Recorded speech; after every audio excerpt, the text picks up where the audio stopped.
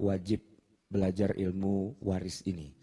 Nah ini sebenarnya mau kita bahas, cepat bisa, lambat bisa, nanti kita lihat. Kenapa kita harus belajar ilmu waris? Jadi begini Pak sebenarnya. Di dalam Al-Quranul Karim itu ada ayat surat An-Nisa. Ya, surat An-Nisa itu surat yang keempat, yaitu ayatnya adalah ayat yang ke-14. Di situ Allah Subhanahu wa taala berfirman. Setelah agak panjang juga ya menjelaskan siapa saja ahli waris dan masing-masing itu dapat berapa. Nah, ayat 11, 12, 13. Nah, di ayat 14-nya itu Pak, Allah mengancam memang. Wa may ya'sillaha wa rasulahu. Siapa yang maksiat kepada Allah dan Rasulnya, wa yata'adda hududahu, dan menentang hududnya. Hudud di situ maksudnya adalah ketentuan, ketetapan, peraturan. Tetapi karena hudud Allah itu ada banyak, kalau dikaitkan dengan munasabatul ayat dan siyaknya, dua ayat sebelumnya Allah lagi bicara tentang ketentuan ilmu waris. Berarti tafsir yang paling kuat itu adalah maksudnya ketetapan di sini atau hudud di sini adalah tentang hukum waris. Siapa yang menentang hukum warisnya itu, ya, ini ancamannya nggak sembarangan ini Pak. Yudkhilhu naron. Allah masukkan dia ke dalam neraka. Masuk neraka nih Pak.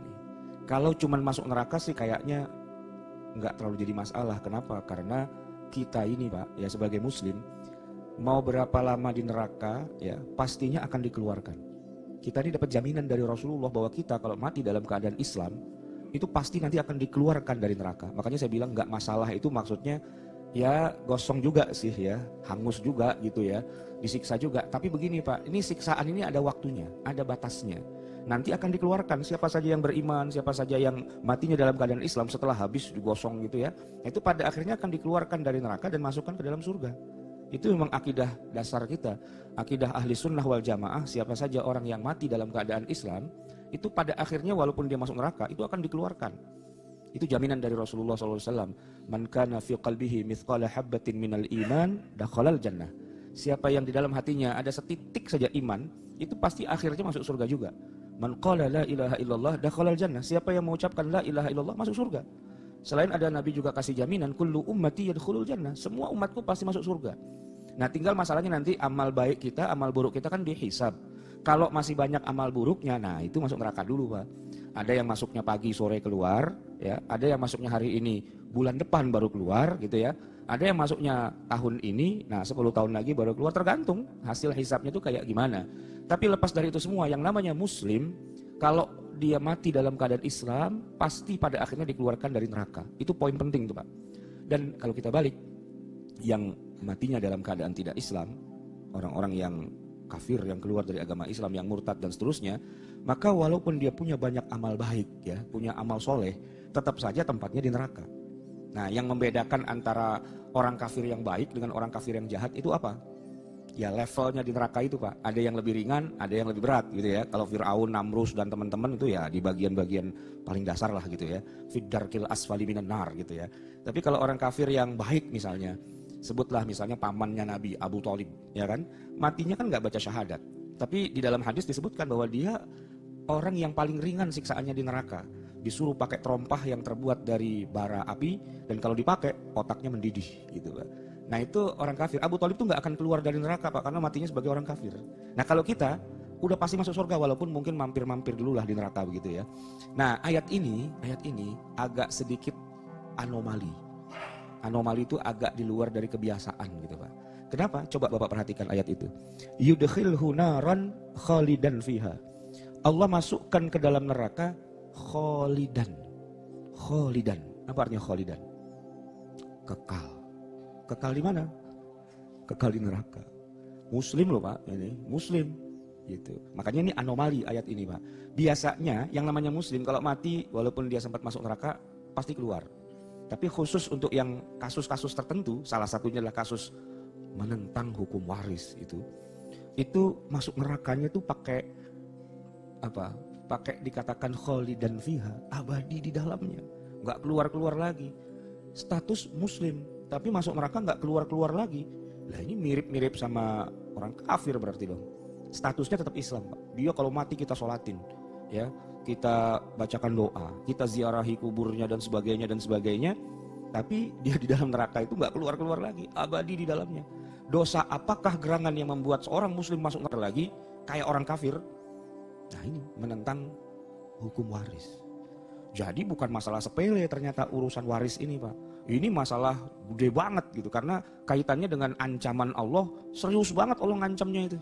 Serius banget, sampai dibilang gak keluar-keluar lagi dari neraka. Wah ini kan ancaman begini biasanya sih buat orang kafir.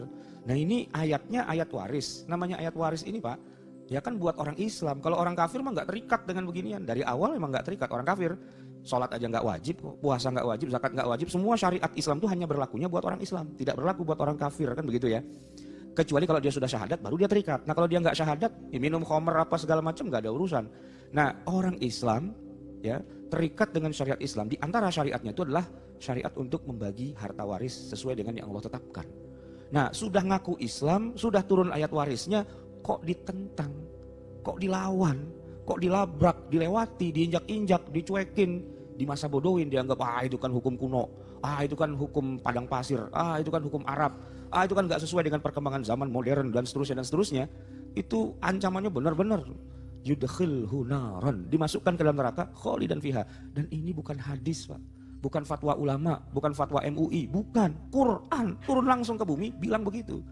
Berani-berani ngelawan Quran, tahu sendiri gitu ya Pak. Jadi ini ancaman bukan ancaman biasa gitu, ini ancaman luar biasa, extraordinary crime. Ya, kejahatan khusus nih Pak nih, menentang hukum waris gitu. Nah yang bikin kita nggak enak tuh kan begini Pak. Ya Allah, keluarga kita tuh pada pakai hukum waris yang mana ini selama ini gitu kan. Berarti pada masuk neraka semua dong, pada abadi di dalam neraka dong selama ini. Kan mungkin gitu kita bertanya. Jadi gini Pak, sebenarnya ancaman ini bukan sekedar kepada orang yang tidak pakai hukum waris, tapi kepada orang tuh Pak yang menentang. Nah, menentang. Jadi ada istilahnya, ini udah ada disodorkan, ini hukum waris Islam, syariah Islam. Nah dia nggak pakai itu, malah pakai hukum waris dari adat budaya. Atau dia pakai hukum waris dari barat gitu ya. Atau dia nggak pakai syariat, nggak pakai adat, nggak pakai barat, tapi dia musyawarah, mufakat. Pokoknya dia atur sendiri Pak. Ini sudah ada opsi-opsinya, sudah jelas. Malah yang syariahnya yang dibuang, malah pakai yang lain-lain, itu yang namanya menentang. Nah gitu. Udah tahu, udah ada di depan mata, tapi nggak dikerjain, itu namanya menentang. Tapi kalau nggak tahu, oh gitu, kirain mah waris urusan masing-masing, urusan ridho sama ridho. Udahlah samain aja anak laki dan perempuan, yang penting kan jangan berantem, yang penting udah kita damai saja gitu Pak. Kirain kayak gitu nggak apa-apa gitu. Nggak taunya ancamannya gede. Nah kalau orang nggak tahu Pak, saya berdoa semoga nggak masuk dalam kategori ini. Semoga nggak masuk. Ya masuk neraka sih tapi keluar lagi lah gitu paling nggak, ya kan. Nah kalau masuk kategori ini Pak, masuk neraka nggak keluar-keluar lagi, mendingan kafir aja sekalian, ya kan. Nah oleh karena itu, yang kalau saya kasih garis bawah, ayat ini ada intinya, wa yata'adda hududallah, menentang. Kalau nggak tahu, insya Allah nggak apa-apa gitu. Jadi ibarat kata gini Pak, kita nggak tahu nih jalanan perboden, nggak boleh masuk. Memang rambunya nggak lihat atau kita lagi sibuk main HP, main masuk aja, serot gitu kan. Tiba-tiba dari balik pohon asem nongol polisi 2 biji, ya kan. Apa melanggar gitu kan. Masa sih Pak saya nggak lihat, itu lihat gede banget. Oh iya maaf lah Pak, saya nggak tahu. Ditilang sih Pak, tapi ya cuma ditilang begitu aja. Lain dengan udah tahu lalu kemudian dia nggak terima, polisinya ditabrak dua-duanya, mati itu polisinya Pak. Lah ini mau urusan panjang ini. Ngebunuh orang biasa aja itu hukumannya lama, apalagi ngebunuh polisi gitu kan. Udah tahu salah, nabrak lagi, ditabrak sengaja begitu kan. Wah ini dosanya berkali-kali ya kan. Nah itu kira-kira bedanya Pak, antara orang nggak tahu, benar-benar nggak tahu ya kan, setelah tahu astagfirullah ternyata salah ya. Nah itu nggak apa-apa, semoga nggak masuk ayat ini. Tapi yang udah tahu terus sudah nggak usah pakai syariah-syariahan, belagu amat sih gitu misalnya kan. Udah tahu nih yang syariahnya harusnya begini, nggak boleh begitu, masih dihajar juga. Nah masuk tuh Pak kategori orang yang menentang ketentuan Allah. Jadi kenapa hari ini kita duduk di sini dan mau belajar ilmu syari, ilmu faraid, ya semoga kita nggak masuk dalam kategori orang yang menentang. Makanya kita belajar biar kita tahu, semoga nggak terjadi hal-hal yang ya kita takutkan. Ancaman Allah masuk neraka kok nggak keluar-keluar lagi, malu-maluin amat. Sama Fir'aun diketawain, mendingan gua ketahuan kafir. Nah lu Islam nggak keluar-keluar lagi dari neraka, ya kan? Sama aja bohong. Jadi orang Islam tapi masuk neraka nggak keluar-keluar lagi. Itu kata Fir'aun Pak, bukan kata saya. Yang kedua, nah kira-kira Pak, kenapa kok Allah seperti marah sekali ketika ketentuan waris ini kita tentang? Ya banyak sih kita bisa carikan alasan kenapa, tapi salah satunya sih yang paling logis di logika kita, Pak. Ya jelas aja Allah marah. Kenapa? Karena ayat waris itu, Pak, panjang.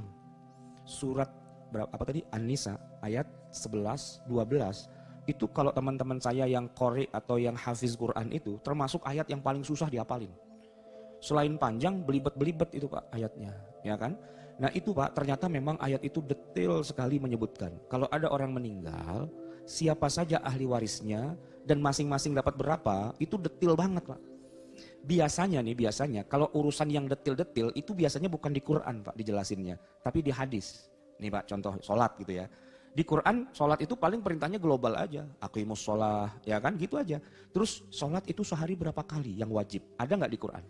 Nggak ada, adanya di hadis. Kalau 5 kali setiap sholat itu, zuhur 4 rakaat, asar 4 rakaat, maghrib 3 rakaat, itu detailnya itu ada nggak di Quran? Nggak ada, adanya di hadis. Mau sholat harus suci, idza qumtum ila sholati, gitu ya. Itu bagaimana tata cara wudhunya, tata cara mandi janabahnya, tata cara bersucinya dan seterusnya. Apa saja yang membatalkan sholat, apa rukun, itu nggak ada di Quran, Pak. Kenapa? Terlalu detail untuk bicara itu di Quran, adanya di hadis. Quran mah cuman aqimus sholah, gitu aja, prinsip aja. Detailnya ada di hadis. Puasa gitu juga. Kutiba alaikumusiyam, diwajibkan pada kamu puasa. Terus yang membatalkan puasa apa aja? Cari di Quran sampai botak nggak ketemu, Pak. Kenapa? Karena detailnya nanti adanya di hadis, bukan di Quran.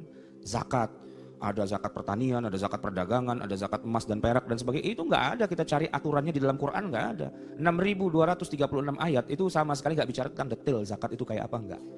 Nah, detailnya nanti ada di dalam hadis gitu. Tapi begitu masuk bab faraid, bab mawaris, tentang bagi waris, Quran itu detail sekali menyebutkan siapa saja ahli waris itu. Dan masing-masing dapat berapa bagiannya. Dalam kasus yang begini dia dapat sekian, dalam kasus yang begitu dia dapat sekian, dalam kasus yang lain akan dapat sekian. Itu detailnya, Pak, bukan di hadis, di Quran. Quran detail banget bicara itu. Kok ditentang, kok dilawan gitu loh. Ya kan? Nah, oleh karena itu kalau sholat itu masih ada khilafiyahnya. Ya kan, ada yang sholat tangannya di sini lah, di sini, ada yang jarinya goyang-goyang, ada yang enggak, ada yang kakinya mekangkang, ada yang enggak dan sebagainya gitu ya. Sholat kan banyak. Tapi kalau waris, Pak, itu hampir tidak ada perbedaan pendapat di situ para ulama. Kenapa? Quran jelas banget menyebutkan. Enggak ada, Pak, ulama yang bilang laki-laki dengan perempuan sama-sama anaknya boleh disamain. Itu enggak ada. Enggak ada ulama yang mengatakan gitu, enggak ada. Menyebutkan yusikumullah, Allah berwasiat pada kamu. Ya, fi auladikum, dalam urusan bagi waris pada anak-anakmu. Kalau kamu meninggal, anakmu yang laki dengan anak perempuan itu adalah lidzakari, untuk anak laki-laki mislu hadzil unsayayin. Dapatnya 2 kali lipat lebih besar daripada dapat anak perempuan. Itu bukan hadis, itu bukan perkataan sahabat, itu bukan fatwanya ulama, bukan. Quran yang turun ke bumi bilang begitu. Qat'i itu hukumnya. Sudah nggak ada khilafiyah lagi di antara para ulama. Kenapa? Karena Quran langsung bilang begitu. Nah, udah sangat detail di Quran dikatakan begitu, kok masih aja mau dilawan? Makanya Allah ngamuk di situ. Ancamannya nggak tanggung-tanggung, masuk neraka nggak keluar-keluar lagi. Disebutkannya langsung di dalam Al-Quran, Pak, gitu ya. Baik, alasan yang ketiga kenapa kita harus belajar waris ini. Nah, ternyata Rasulullah SAW juga secara langsung memerintahkan pada kita untuk belajar ilmu faraid ini. Ya, hadisnya ta'allamul faraidah. Kalian wajib belajar ilmu faraid, wa'allimuha, dan juga wajib untuk mengajarkan. Jadi, Pak, wajibnya ada 2 nih kita. Wajib belajar, wajib mengajar. Ngajarnya di masjid, di madrasah, di majelis taklim, ya minimal ngajarin buat calon ahli waris kita, Pak. Ini kita ini kan punya anak, ya, bapak-bapak ini punya istri. Itu semua tuh calon ahli waris kita. Nah, itu nggak boleh kita meninggal dunia sementara mereka tuh nggak ngerti apa-apa tentang hukum waris. Kita yang kena urusannya itu panjang, Pak. Tapi kita mau ngajarin apa pada anak, pada istri kalau kita sendiri aja nggak paham tentang ilmu waris. Oleh karena itu kata Nabi, ta'allamu, kalian wajib belajar al-faraid, ilmu faraid, wa'allimuha, dan ajarkan. Pertanyaannya gini, Pak, kenapa kok Nabi secara khusus memerintahkan hal itu? Padahal sholat, Pak, yang wajib aja, Nabi nggak pernah bilang belajarlah kamu pelajaran sholat dan ajarkan. Itu nggak ada hadis bunyinya begitu. Belajarlah kamu ilmu zakat dan ajarkan, nggak ada. Belajarlah manasik haji dan ajarkan, nggak ada perintah kayak gitu. Yang ada sholatlah, puasalah, zakatlah, hajilah, gitu aja. Nggak pakai suruh belajar ilmunya dan nggak pakai suruh ngajarkan kepada orang, nggak. Tapi kalau waris ini khusus perintahnya, pelajari dan ajarkan. Kenapa? Nah, kenapanya ini dijelaskan pada berikutnya. Pertama ya, secara bobot, fa innahu nisful ilmi. Ilmu waris itu bobotnya separuh dari semua ilmu-ilmu agama. Secara bobot. Secara bobot itu kayak gitu. Maksudnya begini, kalau ada orang yang alim, yang ngerti ilmu agama, yang ilmunya dalam, sudah menguasai ilmu waris, seolah-olah dia tuh sudah menguasai separuh dari semua ilmu agama Islam. Sudah dapat separuhnya. Kira-kira perbandingannya kayak gini Pak. Laki-laki yang sudah menikah gitu ya, maka dia sudah menyempurnakan separuh agamanya, tinggal dia sempurnakan separuhnya yang lain, kan gitu ya. Nah, orang yang sudah belajar ilmu waris, itu seperti sudah mempelajari separuh dari semua ilmu agama Islam, tinggal selesaikan separuhnya lagi. Ini secara bobot, ilmu waris itu udah luar biasa. Maksud saya begini, kalau ada ustadz, penceramah, mubaligh, ya, dai dan seterusnya lah begitu, kok dia sudah menguasai ilmu waris, berarti kita bisa yakin bahwa ilmu yang lain pasti dia sudah kuasai. Karena biasanya ilmu waris ini ilmu yang bobotnya tinggi, posisinya ada di belakang. Artinya orang nggak akan sampai pada ilmu waris kalau dia belum belajar sholat, puasa, zakat, haji dan sebagainya gitu ya. Seolah-olah dia sudah menguasai seluruh cabang ilmu agama Islam, setidak-tidaknya sudah 50%. Nah, tinggal dia selesaikan yang 50% lagi. Nah, kalau kita balik, ada ustadz, penceramah, dai, khotib, apalah begitu ya, kok nggak ngerti hukum waris, berarti kita tahu separuh agamanya masih bolong itu sebenarnya. Separuh ilmunya masih nggak ada. Kenapa? Ini ilmu yang penting banget, dia nggak kuasain gitu. Nah, seterusnya Nabi mengatakan wahwa yunsa. Ilmu ini dilupakan orang. Wahwa awwalu ma yunza'u min ummati. Termasuk ilmu yang akan dicabut pertama kali dari umatku. Jadi Islam itu Pak, di akhir zaman itu akan lenyap, akan hilang. Dan cara Allah menghilangkan Islam itu sedikit demi sedikit adalah dengan dicabutnya ilmu-ilmu keislaman. Ilmu-ilmu keislaman, ilmu tafsir, ilmu hadis, ilmu fiqh dan sebagainya itu lama-lama akan hilang biqabdil ulama. Ulamanya pada meninggal, berikutnya nggak jadi ulama, cuma menjadi dai kondang, dai sejuta umat gitu, tanpa ilmu. Nah, ilmu itu lama-lama menghilang, diawali dulu dengan menghilangnya ilmu faraid, ilmu waris. Gitu. Dan kita bisa lihat Pak, tadi kan sudah diawali ya, bahwa ini ilmu yang jarang-jarang adanya nih Pak. Ya, dan tanda-tanda akhir zaman memang sudah terlihat dengan hilangnya sebagian besar ilmu-ilmu syariah. Dan di antara yang paling awal dicabut oleh Allah adalah ya ilmu waris. Nah makanya relevan sekali ketika Nabi wanti-wanti, kalian pelajari, ajarkan, biar kita bisa menahan, nggak segera terjadi kiamat. Kenapa? Enggak kok, masih banyak yang belajar ilmu waris, masih banyak orang yang pakai ilmu waris. Ini Pak, kita nih orang-orang yang berada di akhir zaman, ini lagi berusaha menunda datangnya kiamat. Dengan cara apa? Dengan cara kita hidupkan ilmu-ilmu keislaman. Tapi nanti kita akan bertarung dengan zaman, sampai pada akhirnya kita sendiri yang Allah akan panggil gitu ya. Jadi kalau kiamat yang kubro itu terjadi Pak, itu yang namanya ulama sudah habis. Kiamat kubro itu tidak akan kita saksikan sebagai orang muslim yang beriman pada Allah. Yang namanya bumi gonjang-ganjing, sugoro muncrat-muncrat, ya, bintang bertabrakan dan sebagainya sebagaimana yang banyak disebutkan dalam juz Amma itu Pak. Itu kejadian hanya bisa dilihat oleh orang kafir. Kita sebagai orang Islam itu nggak akan disiksa oleh Allah dengan cara seperti itu. Orang Islamnya akan dimatikan duluan gitu. Nah, tapi sementara ini belum terjadi, kita berupaya untuk menunda datangnya kiamat itu.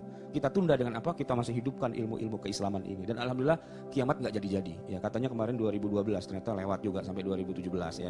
Apalagi bapak-bapak sekarang belajar begini. Kata Allah, tunda lagi aja kiamat. Masih banyak orang pada belajar agama Islam ini Pak. Masih menghidupkan syariah. Jadi kita bisa menunda kiamat. Kan kiamat ketentuan dari Allah. Tapi Allah bisa saja mengubah schedule yang sudah dia tetapkan sebelumnya. Itu urusan Allah, bukan urusan kita. Pokoknya berdoa aja, ya Allah jangan kiamat dulu. Apa alasannya jangan kiamat dulu? Ini masih kita pelajari ya Allah. Masih kita hidupkan ilmunya ini gitu. Tapi kalau nanti sudah nggak ada lagi yang mempelajari, nggak ada yang menghidupkan, kata Allah buat apa lagi, udah pada habis, hancurin, Strofil, hancurin, selesai gitu. Baik jamaah sekalian, kenapa kita belajar ilmu faraid? Biar tahu dan biar jangan sampai kita makan harta yang haram. Saya kasih ilustrasi begini Pak. Anak laki, anak perempuan itu kan ditetapkan laki itu harus dapat 2 bagian lebih besar daripada anak perempuan. Ilustrasinya, seorang ayah meninggal dunia, punya anak laki 1 dan anak perempuan 1. Harta peninggalannya adalah 3 miliar. Mohon maaf nih Pak, saya ngomong 3 miliar biar semangat lah. Kalau warisannya cuma 3 juta gitu, nggak ada artinya. 3 miliar itu gede ya. 3 miliar itu cara baginya gimana? Anak 2, 1 laki 1 perempuan. Maka ketentuan Allah, lidzakari mislu hadzil unthayain. Anak laki itu harus 2 kali lipat dari anak perempuan. Maka seolah-olah anaknya ada 3. Karena ada laki itu kita anggap 2 perempuan. Jadi dari 3 miliar, yang laki-laki itu dapat 2 miliar, yang perempuan dapat 1 miliar. Itu ketentuan Allah. Nah, karena ada orang-orang gak belajar ilmu waris dan menggampangkan saja, ya, masa begitu, gak adil banget sama anak gitu. Udah bagi rata, ya, yang laki 1,5, yang perempuan 1,5 biar adil gitu. Adil menurut versi dia gitu ya. Pak, itu kan ada kekeliruan berarti di situ kan. Kalau yang perempuan dapatnya 1,5, kelebihan dia. Harusnya dapatnya cuma 1M, tapi dia dapatnya malah 1,5. Yang 500 harta haram. Itu harta haram. Sementara Allah berfirman, ya ayyuhalladzina amanu la ta'kulu amwalakum bainakum bil batil. Enggak boleh makan harta secara batil. Nah, salah satu di antara harta batil itu bukan cuma yang korupsi doang, Pak. Bukan yang hasil nilep, nimpe, nipu dan sebagainya. Tapi makan pembagian waris yang tidak sesuai dengan syariat Islam, itu juga kebatilan. Dia makan api neraka itu. Tapi yang laki ridho, Pak, itu dibagi rata gitu. Urusan ridho lain lagi. Ridho juga udah di penjara sekarang kan gitu ya. Ridho Roma gitu. Jadi gini, Pak, ya jalan keluarnya itu bagi dulu sesuai dengan maunya Allah. Yang laki dapat 2 miliar, yang perempuan dapat 1 miliar. Dah kan? Ini kemauan Allah udah kita laksanakan. Selesai? Selesai. Sekarang kalau mau ngomong mau bagi kepada saudari yang perempuan, ya kasih aja 500 juta. Sebagai hadiah, sebagai sedekah, apalah istilahnya. Nah, itu akan dapat pahala malah.